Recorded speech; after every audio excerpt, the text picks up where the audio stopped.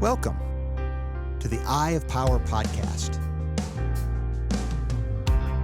I'm your host, Tom Dardick. But this podcast is not about me. It's about you and your power. It's time to claim yours.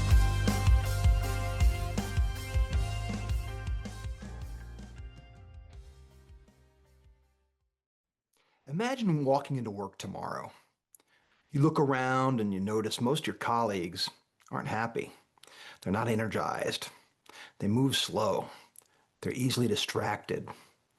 When they arrive, very often after the time they're technically supposed to be there, they don't get right to work.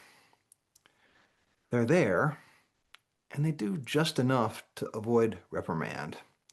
The very sad reality is that scene isn't unusual. It's the unfortunate norm around the world today. Gallup's 2025 State of the Global Workplace report revealed that global engagement has dropped again for the second time in its history, from 23% to 21%. Now think about that. Nearly 4 out of 5 people across the planet are disengaged at their work.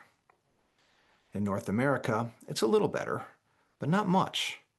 Engagement hovers at 31%. That means for every 3 people on your team, 2 are likely just going through the motions. The question is, why is it like this? And even more importantly, what can we do about it? We'll look at those questions in this first installment of a new series on the Eye of Power podcast. Inspired by a white paper that is now available, we'll take a deep dive into how people become more and less fulfilled with their work and their careers. Now, before we dive into the question of why and how disengagement is so widespread in the modern workplace, let's consider what's at stake. The cost of disengagement. By Gallup's calculations, disengagement costs the world economy nearly $500 billion every year in lost productivity. If all organizations could somehow match those that perform well in the level of employee engagement, there would be a $9 trillion increase in productive output. To put that in perspective, that's nearly half the output of the annual U.S. economy. But money isn't the only loss. Disengagement erodes creativity, collaboration, and trust, the very qualities that organizations need most in times of rapid change. The hidden human cost. Beyond productivity, disengagement affects lives.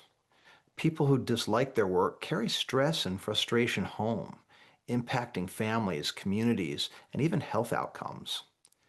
Gallup's data show that only about half of engaged employees describe themselves as thriving in life.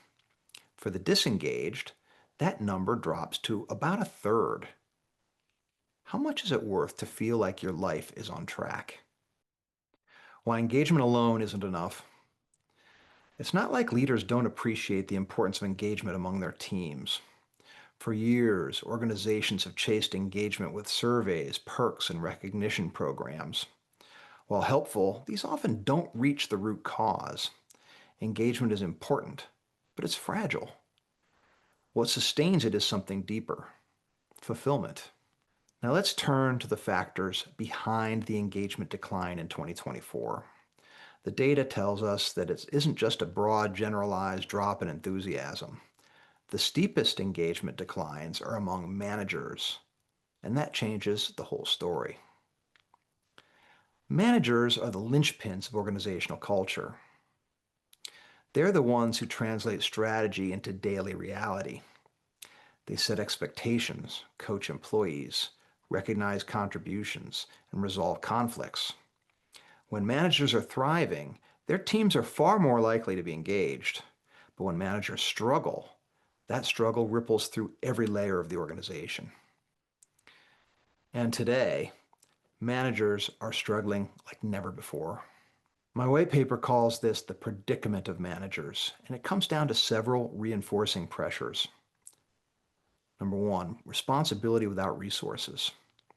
Managers are being asked to do more with less.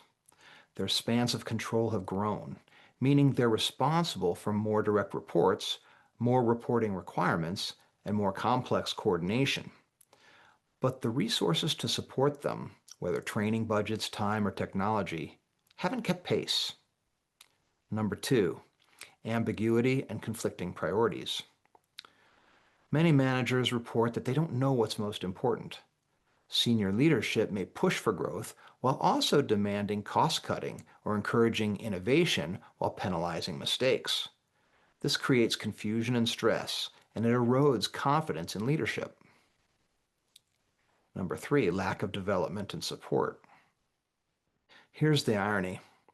Managers are expected to provide development and mentorship to their teams, yet they themselves are often left out of the same investment. Few organizations systematically mentor their managers, leaving them underprepared to model the very behaviors they're expected to cultivate. Number four, personal strain. This predicament isn't just professional, it's personal.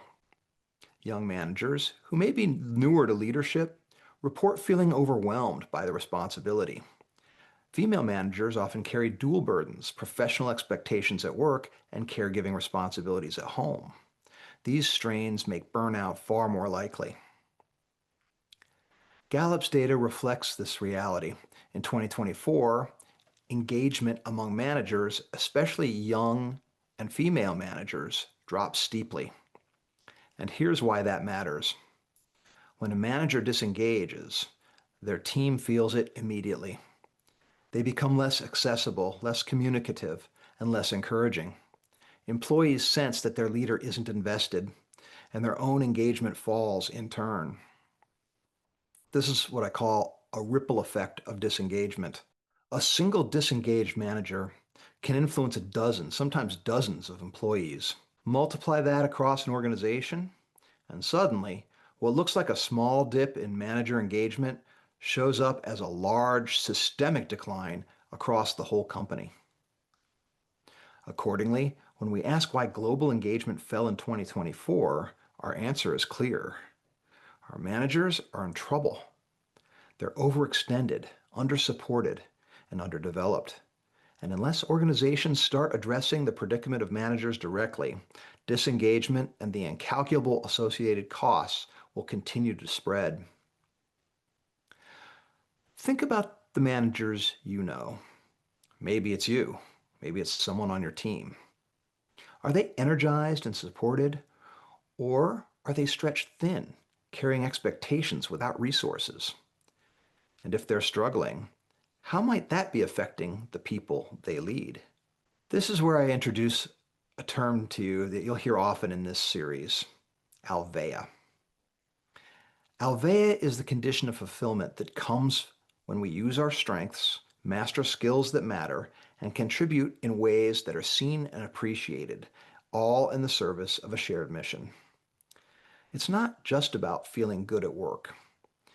It's about channeling our unique potential into something larger, something that elevates both the individual and the organization. Organizations that cultivate alveia consistently outperform those that don't. They see higher engagement, lower turnover, stronger collaboration, and greater adaptability in uncertain environments. Consider the companies Gallup calls best practice organizations, those that win their Exceptional Workplace Award. These organizations report engagement levels at 70%, more than double the global average. What's the difference? Well, they don't leave fulfillment to chance. They design systems, mentoring, growth opportunities, recognition, and purpose alignment that make fulfillment a deliberate strategy, not a cultural accident. So here's the takeaway for today. Disengagement is widespread, costly, and corrosive. Engagement alone isn't enough. What we need is fulfillment, alveia. In upcoming episodes of the iPower podcast, we'll explore how psychology, leadership, and systems can help leaders move their teams from frustration to fulfillment. I'll leave you with this question. When you think about your own work, are you simply engaged or are you fulfilled? And what's the difference for you?